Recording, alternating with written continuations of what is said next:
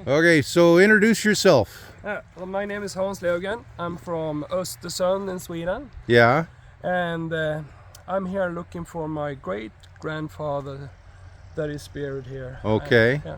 And so you initially reached out to me on Facebook and asked about the final burial place of Henrick. How do you pronounce it? Henry. Henrick. Henrick. His name was Henrick here, Yeah. but he called himself Henry. Okay. Lofgren. Lofgren. Yeah. Lofgren. We say Okay. Lövgren Yeah. in Swedish. Yeah. Okay. Well, forgive my Canadianization of the pronunciation. So we're here in the veterans plot of Lakeside Cemetery here in the Paw, Manitoba, and we're gonna walk our new buddy over here, Hans, to the headstone. And I'm pretty sure it's in this plot here. I can't remember. But Henrick, if I recall, served in the 197th Battalion. Yeah, Viking Battalion. And we got the Andersons, guns. I think I might actually, I know it's an upright headstone, might be over here. Okay. If not, we can walk back. You just happened to visit on the one day we actually had rain. It's been so dry here. Yeah. But So, it's nice to have some rain also. oh yeah, we need it. Henrick Lofgren. Henrick Lofgren. So these are the standard military headstones Yeah. for Canadian soldiers. Yeah. And I know he's around here somewhere. Might be back where we first started. I know it's smaller lettering too.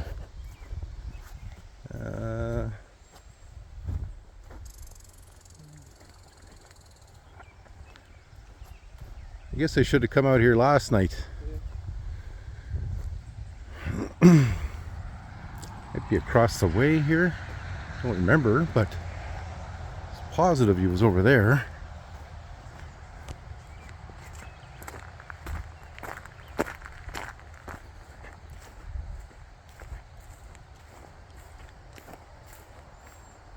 Oh, I know where he is. He's over here.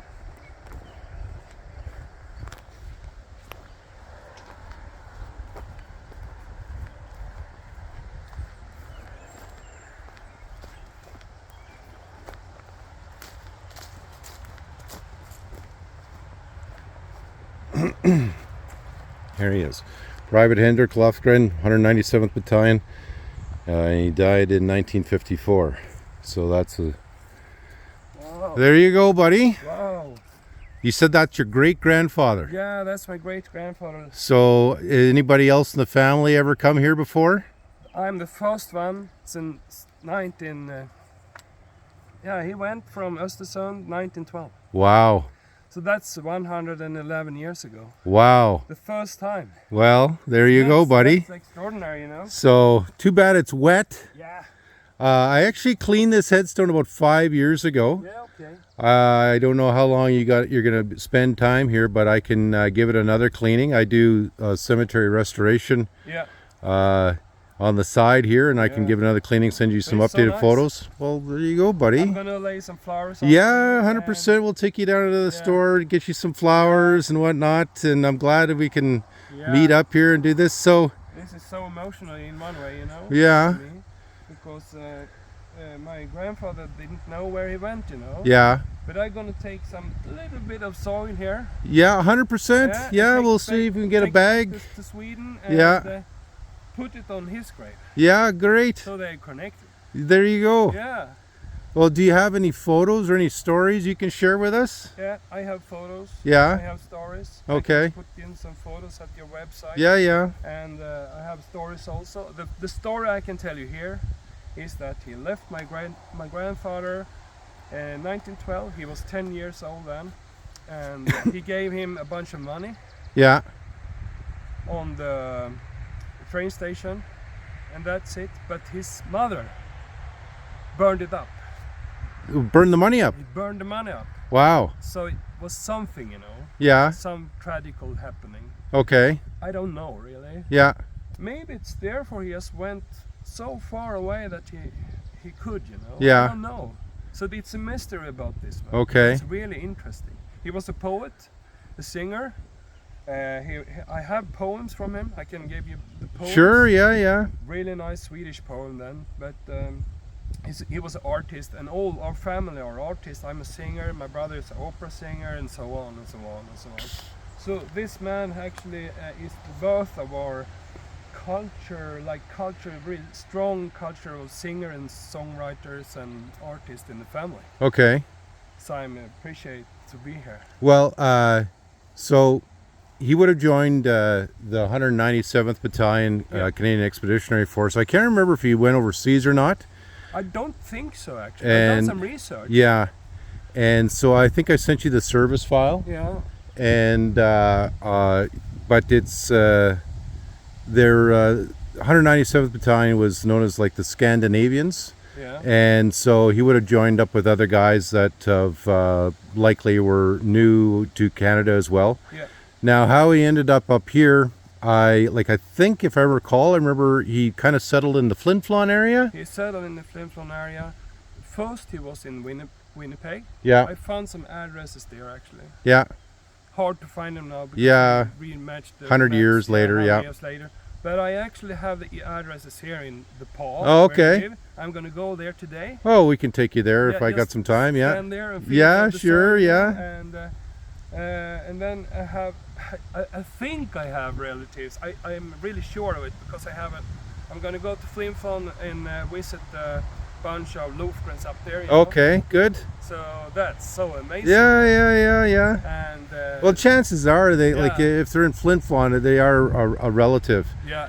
But I know the one lady that lives here. She says it's a different branch of the family, Yeah. and so she goes, there's no relation. But that's the way. yeah, that's the way it is. Anyway, it's quite close. Yeah, there you go. Yeah. So there you go. Yeah. Henrick Lofgren, 197th Battalion, passed away in 1954. This is his great grandson, finally making the trip to pay respects to him. Vancouver. Yeah. All the way here. So just so you know, the Veterans Affairs will always maintain this headstone from now until the end of days. So unless there's no Canada left, that headstone's always going to be maintained. So they do actually send out teams to make sure they're maintained, and that's why I was a part of the team to actually clean up the headstone there a couple of years ago.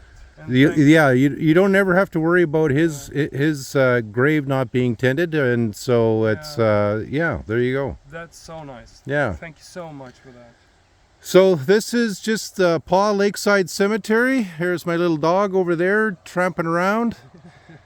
And this is the veterans plot in the Paw Lakeside Cemetery. You've got some civilian graves in here, but this is right in the center. And honestly, before Hans called me, I thought I was the last person that was ever going to remember Henrick Lofgren, because I actually come out here and do some maintenance on some of the headstones, and I'm so glad that he was able to show up. And we're going to go to town and we're going to get him some flowers and maybe tour around and see some more of the addresses. Yeah. And if you come out here again, you know where to park, right in the center here, right? Super. And he's right here. Shouldn't be too hard to find, right? No. Okay, so that's that. That's it. Okay, so we're back at the cemetery. Hans wanted to get some flowers for his great-grandfather's grave. And we're gonna lay him down at the grave, and Hans is also gonna take a handful of dirt to take it back home. And so there you go. Henrick Lofgren, not forgotten at all. Great grandson, came all the way from where in Sweden?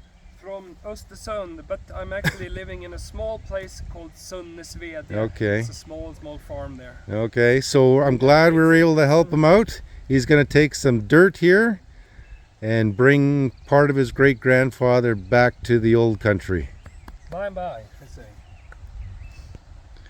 And we're going to clean up the headstone for Hans here, and we're going to send him the part of that video, so Yeah. because I can see that although I did clean the headstone 5 years ago, it's got some staining again, so I'll Yeah. clean that up, look and make it brand new for him. So nice And of you. yeah, well, So no nice. problem. Yeah, like not every day somebody from Sweden comes all the way this way just to No. visit a grave, so happy to help.